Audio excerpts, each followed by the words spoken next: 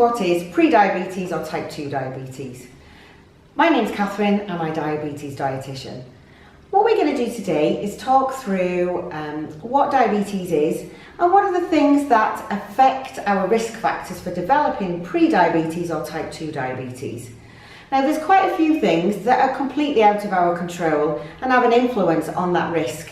So one of the things is your family history, your ethnicity and your age. And these are the things that we can't control. However, on the flip side is, there's lots of things that we have got control or influence over that affect your potential risk factors of developing pre-diabetes or type 2 diabetes.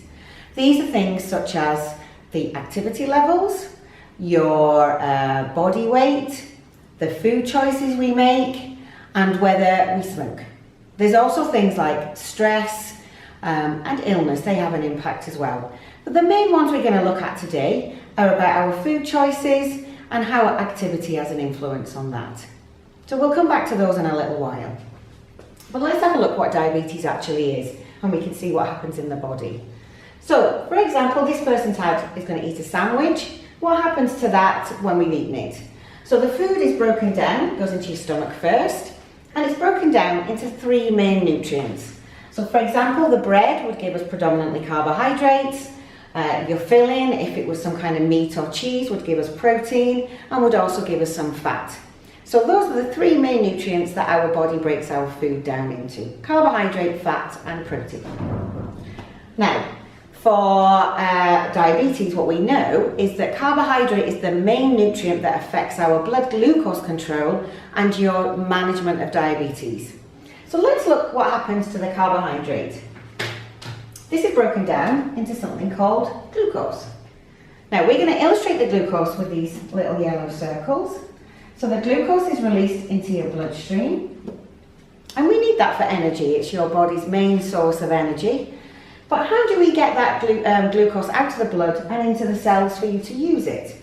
Well, our body needs to release a hormone called insulin. And our pancreas is stimulated and the hormone is released. Now we're going to depict insulin as a key because it acts like a key to the door. It opens the cell door and allows that glucose to move from the blood into that cell where you can use it as your energy source to do your day-to-day activities. And the blood glucose levels come back down again. But when we're looking at pre-diabetes and type 2 diabetes, this system isn't quite working right, and there's a couple of things that can get in the way. So we mentioned at the beginning that if you're carrying a little bit of extra weight, then the fat around the cells actually affects how that insulin works. And this is why we often talk about weight management, with managing and helping you to look after your diabetes, because this leads to something called insulin resistance. And we've got another film that we're going to talk about that in a lot more detail. But for now, we're just going to look at how this lock and key is affected by the fat around the cells. So if you can see, we've now got a bigger kind of keyhole, and what actually happens then is your body needs to produce a lot more insulin before it can take the glucose out of your blood. So your body's become resistant to its own insulin.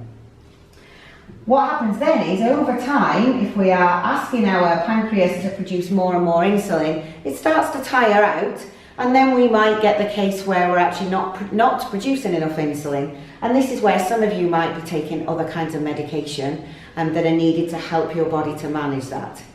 But really what we're going to try and focus on today is about what are those lifestyle factors that we can do that will have an impact on how your body utilises the glucose to help your own insulin work as effectively as possible. So let's have a think then. If we've got too much glucose in the blood, how might that make us feel? Now what you might have experienced that we call symptoms of raised blood glucose level is tiredness, thirst, and potentially going to the toilet more frequently. These are all symptoms of raised blood glucose levels. You don't always get them, it depends how high your blood glucose levels are. What we often say to people is that we find those symptoms will kick in if your blood glucose levels are above 10, because then the kind of range that we would like them to be in is between 4 and 7 millimoles per litre. So let's talk about how we might measure that. How will you know if they're between 4 and 7?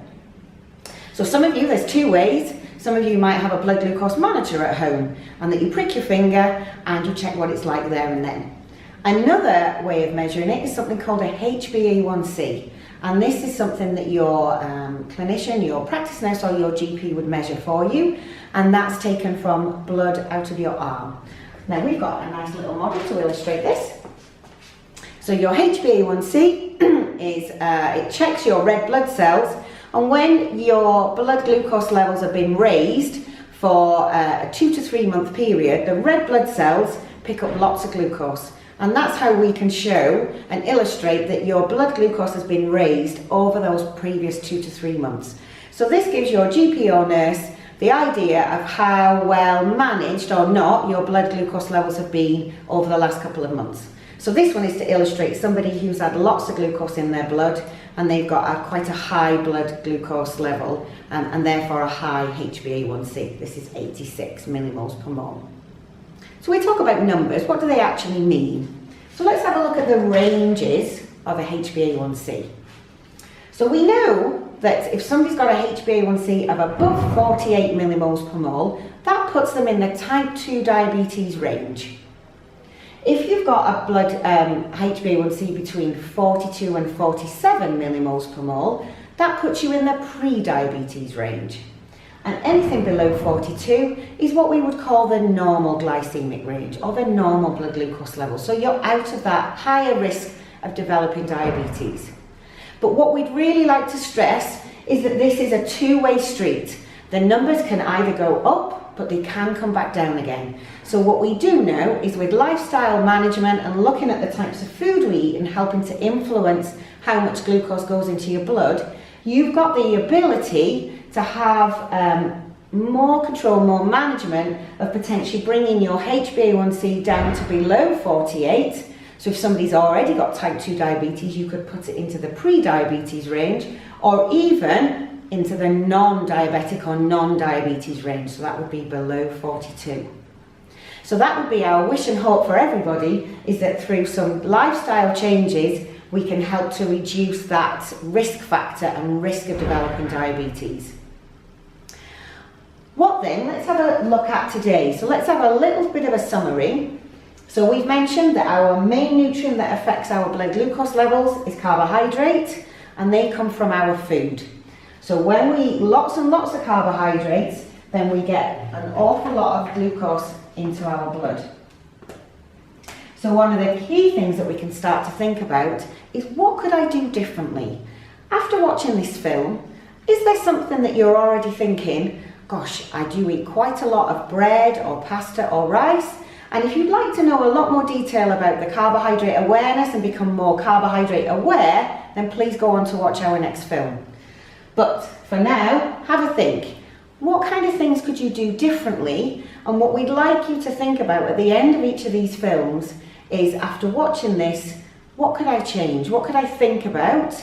And you might think after today, gosh, I'm a big bread eater and that's the thing I want to concentrate on.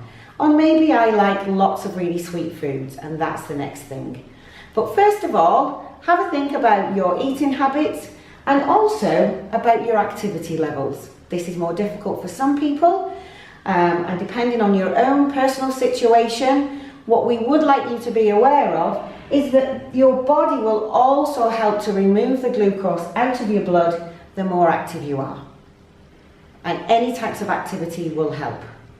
So, to summarise, have a think. This is what our body is going to struggle with, and how we're going to help it to deal with that. How can we help so that those carbohydrates and the blood glucose levels aren't higher than they need to be? And you might want to look at our next film to start to really concentrate and home in on what are the dietary changes you can make and what are the abilities to change that.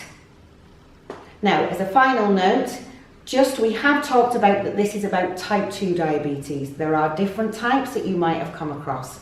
So just to clarify at the end of this film, there's two main types of diabetes, type 1, and this is where people are usually, they could be born with it or usually diagnosed at an earlier age, and this is what's called an autoimmune disease. So the body has actually stopped producing any insulin at all, so they don't produce any keys, and people with type 1 diabetes always have to inject insulin, so they will always have to take medication.